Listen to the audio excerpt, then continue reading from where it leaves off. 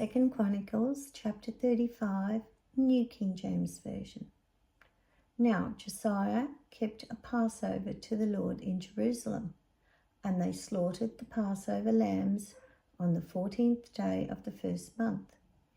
And he set the priests in their duties and encouraged them for the service of the house of the Lord.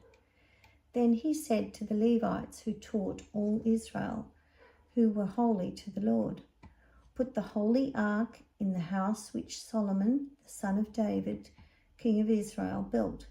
It shall no longer be a burden on your shoulders. Now serve the Lord your God and his people Israel.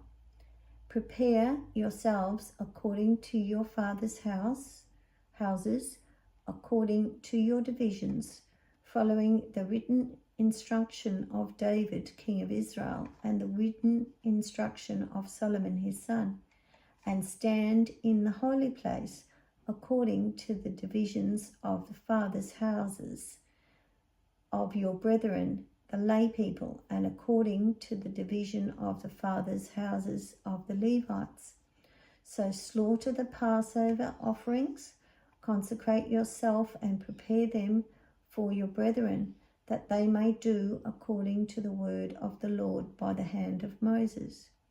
Then Josiah gave the lay people lambs and young goats from the flock, all for Passover offerings, for all who were present, to the number of 30,000, as well as 3,000 cattle. These were from the king's possessions.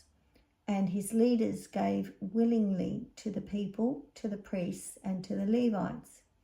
Hilkiah, Zechariah, and Jehiel, rulers of the house of God, gave to the priests for the Passover offerings 2,600 from the flock and 300 cattle.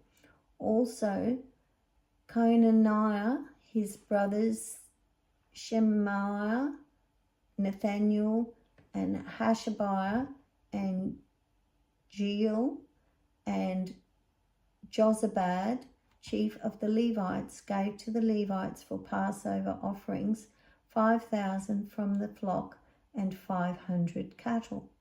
So the service was prepared, and the priests stood in their places, and the Levites in their divisions, according to the king's command, and they slaughtered the Passover offerings.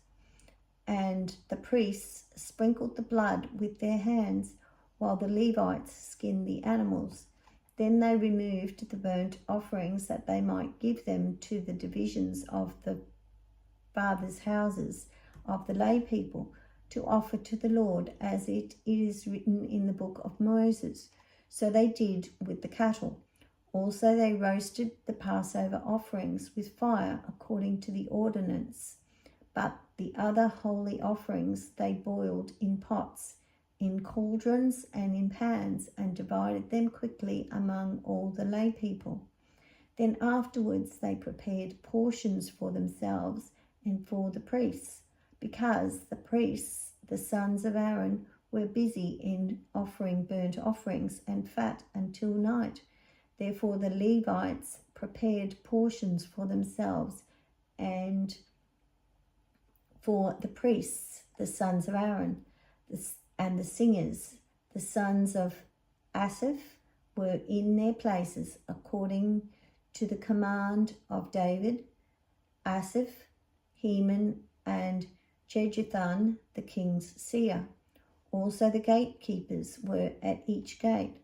They did not have to leave their position, because their brethren, the Levites, prepared portions for them. So all the service of the Lord was prepared the same day, to keep the Passover and to offer burnt offerings on the altar of the Lord, according to the command of King Josiah. And the children of Israel who were present kept the Passover at that time, and the feast of unleavened bread for 7 days. There had been no Passover kept in Israel like that since the days of Samuel the prophet.